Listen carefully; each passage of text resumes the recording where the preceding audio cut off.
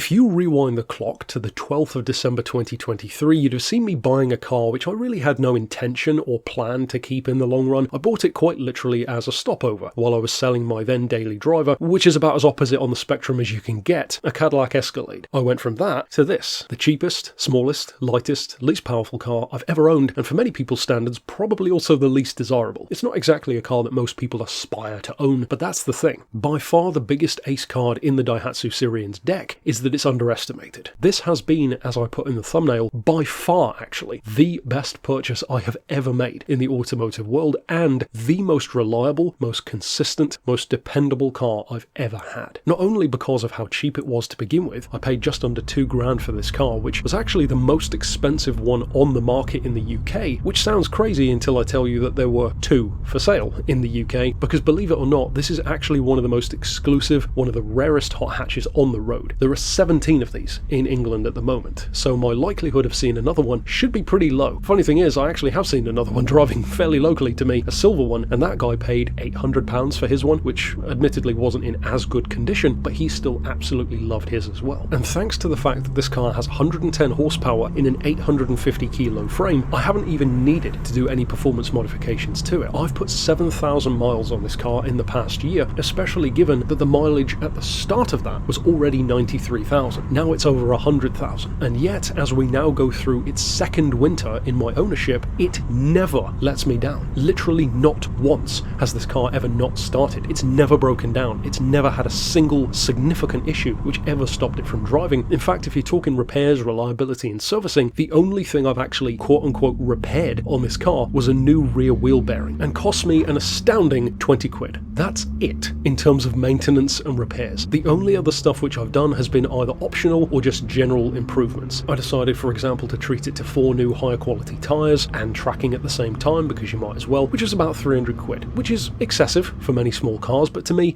if you're going to have a performance car and throw it around like one, you may as well have it on some good rubber. Aside from that, it's basically just been a case of buying some stickers, having some comedic beats with stuff like the drivers' names, slapping some eBay special mud flaps on it, and as you can tell from the start of the video, putting a much nicer setup on its exhaust. And that's literally the only change I've made in terms of how it works. The engine is completely standard, doesn't even have a cone filter or anything like that, totally standard under the bonnet. But there's the thing. See, not only has this car been fantastic in terms of reliability, I have averaged about 300 miles to a tank of fuel every single time consistently through the year, and that is while driving it quite spiritedly as well. This thing will literally do up around 65-70 miles an hour in second gear, which is kind of bonkers for a small car, and one of the complaints which is sometimes levelled against these is that the gears are quite long. I would agree to some degree. Second and third are prime for performance. Third and fourth, if you put your foot down, it bogs down a little bit. The irony is it's similar to a Golf R32 though, in terms of my only significant problem with the car, and that is that it desperately needs either a sixth gear or a much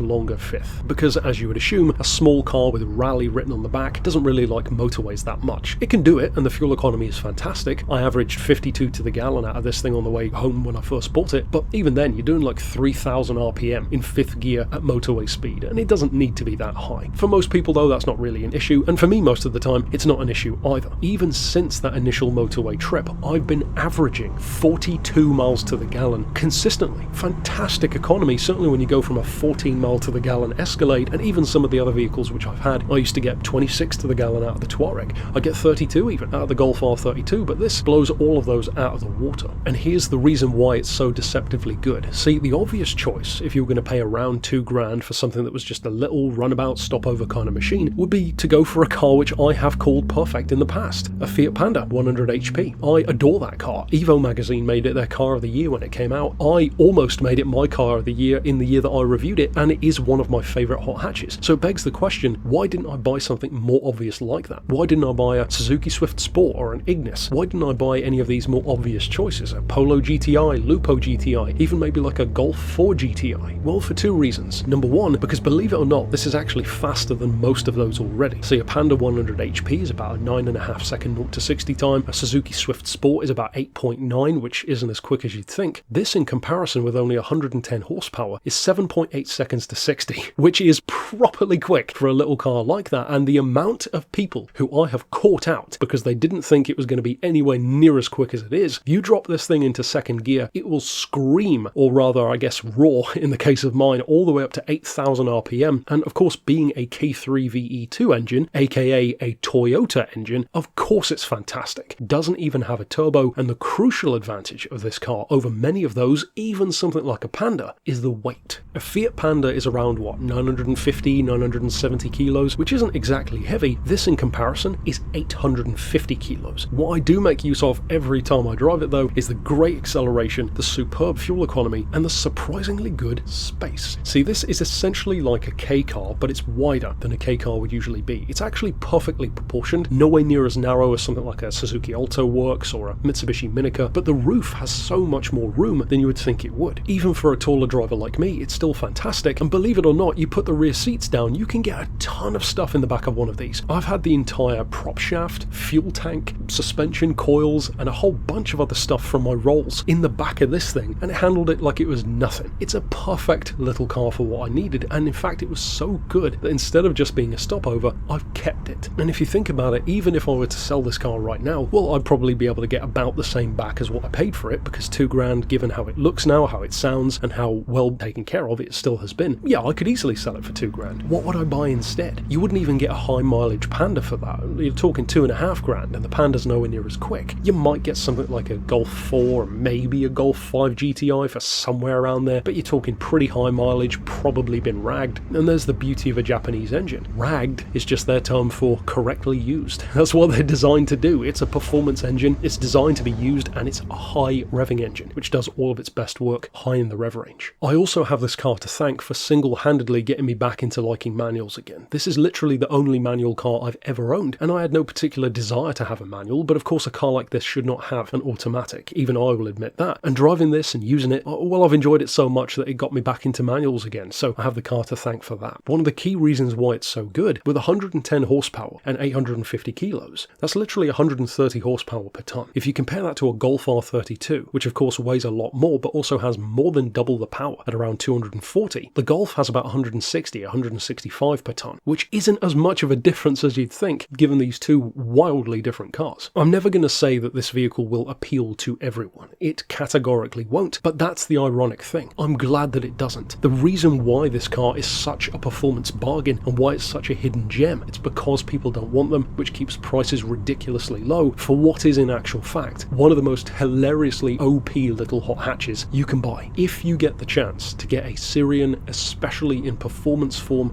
but even to be honest, if you just buy a normal one, it will be a fantastic little runabout. No one is interested in them, which makes the prices fantastic. That's it though for my year in review of my fantastic Sirion Rally II, and as a final note, I would be curious to know, if I were to move on from this car, would you folks be interested in perhaps doing a raffle or something to get it on the channel? I've done some raffles before. I raffled my classic bike, we raffled the PS5, and those were pretty successful. The bike not so much, it was a cash prize instead because we didn't reach the amount, but perhaps for those who live in the UK and fancy a cheap, really fun, ridiculously OP little runabout that nobody really owns, would you be interested in winning it for like £2 or something like that? Which of course I have no plan to do anytime soon because it's serving me very well, but maybe something to think about for the future. I'll see you again in future with more, and for now, thanks for watching.